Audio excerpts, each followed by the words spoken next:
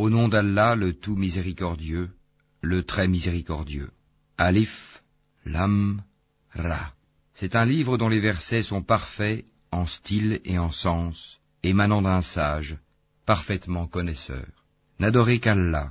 Moi je suis pour vous, de sa part, un avertisseur et un annonciateur. Demandez pardon à votre Seigneur, ensuite revenez à lui. Il vous accordera une belle jouissance jusqu'à un terme fixé, et il accordera à chaque méritant l'honneur qu'il mérite. Mais si vous tournez le dos, je crains alors pour vous le châtiment d'un grand jour. C'est à Allah que sera votre retour, et il est omnipotent. Et quoi?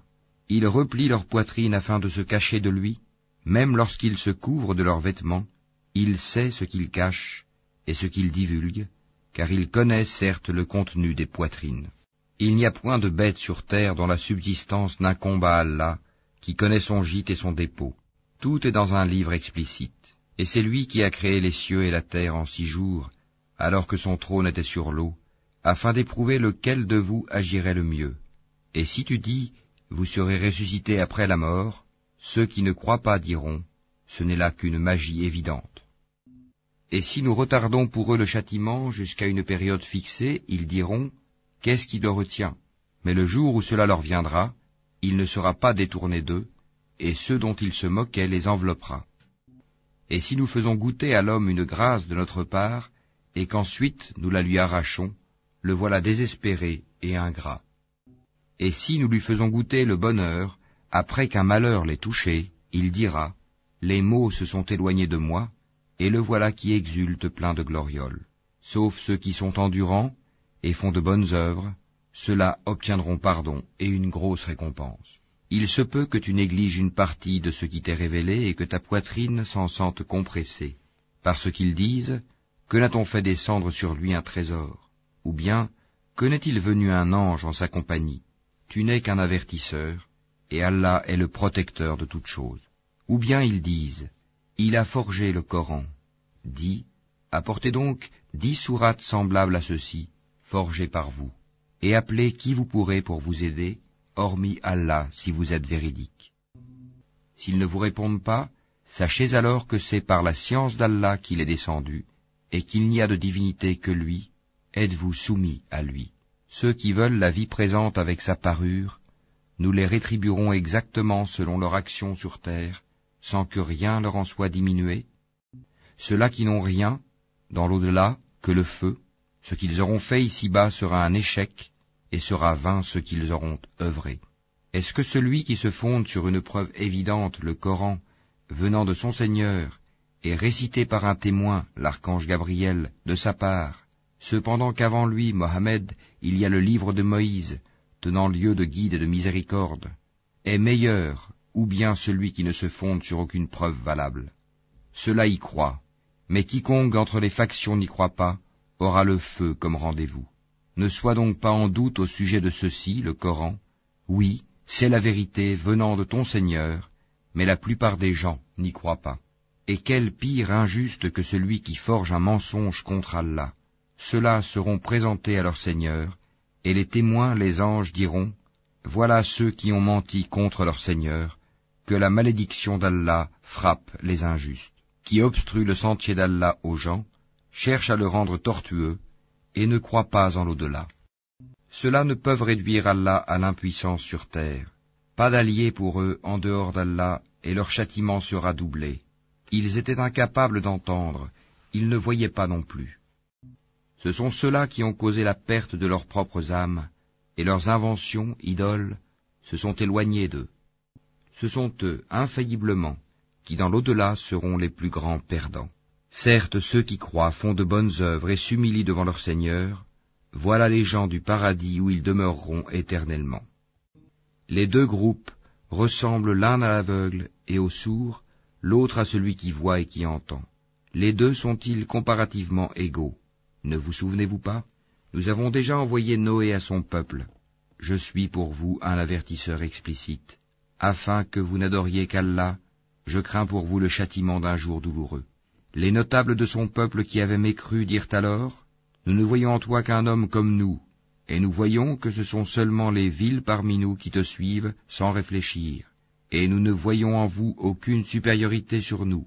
Plutôt nous pensons que vous êtes des menteurs. Il dit, Ô mon peuple, que vous ensemble, si je me conforme à une preuve de mon Seigneur, si une miséricorde, prophétie, échappant à vos yeux, est venue à moi de sa part, devrons-nous vous l'imposer alors que vous la répugnez? Ô mon peuple, je ne vous demande pas de richesse en retour. Mon salaire n'incombe qu'à Allah. Je ne repousserai point ceux qui ont cru, ils auront à rencontrer leur Seigneur. Mais je vous trouve des gens ignorants. Ô mon peuple, qui me secourra contre la punition d'Allah si je les repousse? Ne vous souvenez-vous pas? Et je ne vous dis pas que je détiens les trésors d'Allah. Je ne connais pas l'inconnaissable. Et je ne dis pas que je suis un ange. Et je ne dis pas non plus aux gens que vos yeux méprisent, qu'Allah ne leur accordera aucune faveur. Allah connaît mieux ce qu'il y a dans leurs âmes. Si je leur disais, je serais du nombre des injustes. Ils dirent, Ô Noé, tu as disputé avec nous et multiplié les discussions. Apporte-nous donc ce dont tu nous menaces, si tu es du nombre des véridiques. Il dit, c'est Allah seul qui vous l'apportera, s'il veut, et vous ne saurez y échapper. Et mon conseil ne vous profiterait pas, au cas où je voulais vous conseiller, et qu'Allah veuille vous égarer. Il est votre Seigneur, et c'est vers lui que vous serez ramenés. Ou bien ils disent, il l'a inventé? Dis, si je l'ai inventé, que mon crime retombe sur moi, et je suis innocent de vos criminelles accusations. Et il fut révélé à Noé, de ton peuple, il n'y aura plus de croyants que ceux qui ont déjà cru. Ne t'afflige pas de ce qu'ils faisaient. Et construis l'arche sous nos yeux, et d'après notre révélation, et ne m'interpelle plus au sujet des injustes, car ils vont être noyés. Et il construisit l'arche, et chaque fois que des notables de son peuple passaient près de lui, il se moquait de lui. Il dit, si vous vous moquez de nous, eh bien, nous nous moquerons de vous, comme vous vous moquez de nous. Et vous saurez bientôt à qui viendra un châtiment qui l'humiliera, et sur qui s'abattra un châtiment durable. Puis, lorsque notre commandement vint et que le four se mit à bouillonner d'eau, nous dîmes, charge dans l'arche un couple de chaque espèce ainsi que ta famille, sauf ceux contre qui le décret est déjà prononcé, et ceux qui croient. Or ceux qui avaient cru avec lui étaient peu nombreux. Et il dit, montez dedans, que sa course et son mouillage soient au nom d'Allah, certes mon Seigneur est pardonneur et miséricordieux. Et elle vogua, en les emportant au milieu des vagues, comme des montagnes. Et Noé appela son fils, qui restait en un lieu écarté non loin de l'arche. Ô mon enfant, monte avec nous, et ne reste pas avec les mécréants. Il répondit, je vais me réfugier vers un mont qui me protégera de l'eau. Et Noé lui dit, il n'y a aujourd'hui aucun protecteur contre l'ordre d'Allah. Tous périront, sauf celui à qui il fait miséricorde. Et les vagues s'interposèrent entre les deux, et le fils fut alors du nombre des noyés. Et il fut dit, ô terre, absorbe ton eau, et toi, ciel, cesse de pleuvoir. L'eau baissa, l'ordre fut exécuté, et l'arche s'installa sur le Youdi. Et il fut dit, que disparaissent les gens pervers. Et Noé invoqua son Seigneur et dit, ô mon Seigneur, certes mon fils est de ma famille, et ta promesse est vérité, tu es le plus juste des juges. Il dit, ô Noé, il n'est pas de ta famille, car il a commis un acte infâme. Ne me demande pas ce dont tu n'as aucune connaissance. Je t'exhorte afin que tu ne sois pas du nombre des ignorants. Alors Noé dit, Seigneur, je cherche ta protection contre toute demande de ceux dont je n'ai aucune connaissance. Et si tu ne me pardonnes pas et ne me fais pas miséricorde, je serai au nombre des perdants. Il fut dit, ô Noé, débarque avec notre sécurité et nos bénédictions sur toi et sur des communautés issues de ceux qui sont avec toi. Et il y en aura des communautés auxquelles nous accorderons une jouissance temporaire, puis un châtiment douloureux venant de nous les touchera. Voilà quelques nouvelles de l'inconnaissable que nous te révélons. Tu ne les savais pas, ni toi ni ton peuple, avant cela. Sois patient, la fin heureuse sera aux pieux. Et nous avons envoyé au Ahad leur frère Houd, qui leur dit, ô mon peuple, adorez Allah. Vous n'avez point de divinité à part lui, vous n'êtes que des forgeurs de mensonges. Ô mon peuple, je ne vous demande pas de salaire pour cela. Mon salaire n'incombe qu'à celui qui m'a créé. Ne raisonnez-vous pas, ô mon peuple? Implorez le pardon de votre Seigneur, et repentez-vous à lui pour qu'il envoie sur vous du ciel des pluies abondantes, et qu'il ajoute force à votre force, et ne vous détournez pas de lui en devenant coupable. Ils dirent, Ô Houd, tu n'es pas venu à nous avec une preuve, et nous ne sommes pas disposés à abandonner nos divinités sur ta parole, et nous n'avons pas foi en toi. Nous dirons plutôt qu'une de nos divinités t'a affligé d'un mal. Il dit, Je prends Allah à témoin, et vous aussi soyez témoins qu'en vérité je désavoue ce que vous associez, en dehors de lui. Rusez donc tous contre moi, et ne me donnez pas de répit. Je place ma confiance en Allah mon Seigneur et le vôtre. Il n'y a pas d'être vivant qui ne tienne par son toupet. Mon Seigneur, certes, est sur un droit chemin. Si vous vous détournez, voilà que je vous ai transmis le message que j'étais chargé de vous faire parvenir. Et mon Seigneur vous remplacera par un autre peuple, sans que vous ne lui nuisiez en rien, car mon Seigneur est gardien par excellence sur toutes choses. Et quand vint notre ordre, nous sauvâmes par une miséricorde de notre part Houd et ceux qui avec lui avaient cru, et nous les sauvâmes d'un terrible châtiment. Voilà les Hades. Ils avaient nié les signes enseignements de leur Seigneur, désobéi à ses messagers, et suivi le commandement de tout tyran entêté. Et ils furent poursuivis ici-bas d'une malédiction, ainsi qu'au jour de la résurrection. En vérité, les Hades n'ont pas cru en leur Seigneur, que s'éloignent, périssent les Hades, peuple de Houd. Et nous avons envoyé au Tamoud leur frère Saali, qui dit, Ô mon peuple, adorez Allah, vous n'avez point de divinité en dehors de lui. De la terre il vous a créé, et il vous l'a fait peupler et exploiter.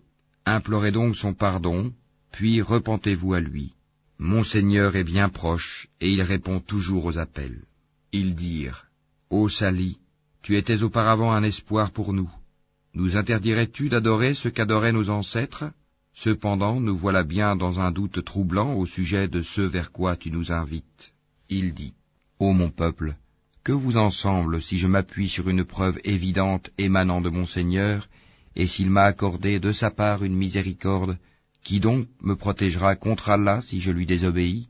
Vous ne ferez qu'accroître ma perte. Ô mon peuple, voici la chamelle d'Allah qu'il vous a envoyée comme signe. Laissez-la donc paître sur la terre d'Allah, et ne lui faites aucun mal, sinon un châtiment proche vous saisira. Ils la tuèrent. Alors il leur dit, Jouissez de vos biens dans vos demeures pendant 3 jours encore. Voilà une promesse qui ne sera pas démentie. Puis, lorsque notre ordre vint, nous sauvâmes Sali et ceux qui avaient cru avec lui, par une miséricorde venant de nous, de l'ignominie de ce jour-là. En vérité, c'est ton Seigneur qui est le fort, le puissant. Et le cri saisit les injustes, et les voilà foudroyés dans leur demeure, comme s'ils n'y avaient jamais prospéré. En vérité, les Tamouds n'ont pas cru en leur Seigneur. Que périssent les Tamouds. Et nos émissaires sont certes venus à Abraham avec la bonne nouvelle, en disant « Salam ». Il dit « Salam », et il ne tarda pas à apporter un veau rôti. Puis, lorsqu'il vit que leurs mains ne l'approchaient pas, il fut pris de suspicion à leur égard et ressentit de la peur vis-à-vis d'eux. Ils dirent « N'aie pas peur, nous sommes envoyés au peuple de Lot. » Sa femme était debout, et elle rit alors. Nous lui annonçâmes donc la naissance d'Isaac, et après Isaac, Jacob. Elle dit, « Malheur à moi, vais-je enfanter alors que je suis vieille, et que mon mari que voici est un vieillard? C'est là vraiment une chose étrange. » Ils dirent, « T'étonnes-tu de l'ordre d'Allah? Que la miséricorde d'Allah et ses bénédictions soient sur vous, gens de cette maison. Il est vraiment digne de louange et de glorification. » Lorsque l'effroi eut quitté Abraham et que la bonne nouvelle l'eut atteint, voilà qu'il discuta avec nous en faveur du peuple de Lot. Abraham était certes longanime, très implorant et repentant. « Ô Abraham, renonce à cela, car l'ordre de ton Seigneur est déjà venu, et un châtiment irrévocable va leur arriver. » Et quand nos émissaires, anges, vinrent à Lot, il fut chagriné pour eux, et en éprouva une grande gêne. Et il dit, « Voici un jour terrible. » Quant à son peuple, ils vinrent à lui accourant. Auparavant, il commettait de mauvaises actions. Il dit, « Ô mon peuple, voici mes filles, elles sont plus pures pour vous. Craignez Allah donc, et ne me déshonorez pas dans mes hôtes. N'y a-t-il pas parmi vous un homme raisonnable ?» Ils dirent, « Tu sais très bien que nous n'avons pas de droit sur tes filles, et en vérité tu sais bien ce que nous voulons. Il dit, Ah, si j'avais de la force pour vous résister, ou bien si je trouvais un appui solide. Alors les hôtes dirent, Ô Lot, nous sommes vraiment les émissaires de ton Seigneur. Ils ne pourront jamais t'atteindre. Pars avec ta famille à un moment de la nuit, et que nul d'entre vous ne se retourne en arrière, exception faite de ta femme qui sera atteinte par ce qui frappera les autres. Ce qui le menace s'accomplira à l'aube. L'aube n'est-elle pas proche? Et lorsque vint notre ordre, nous renversâmes la cité de fond en comble, et fîmes pleuvoir sur elle en masse des pierres d'argile succédant les unes aux autres, portant une marque connue de ton Seigneur, et elles, ces pierres, ne sont pas loin des injustes. Et nous avons envoyé aux Madian leur frère Chouaïb, qui leur dit, Ô mon peuple, adorez Allah, vous n'avez point de divinité en dehors de lui, et ne diminuez pas les mesures et le poids.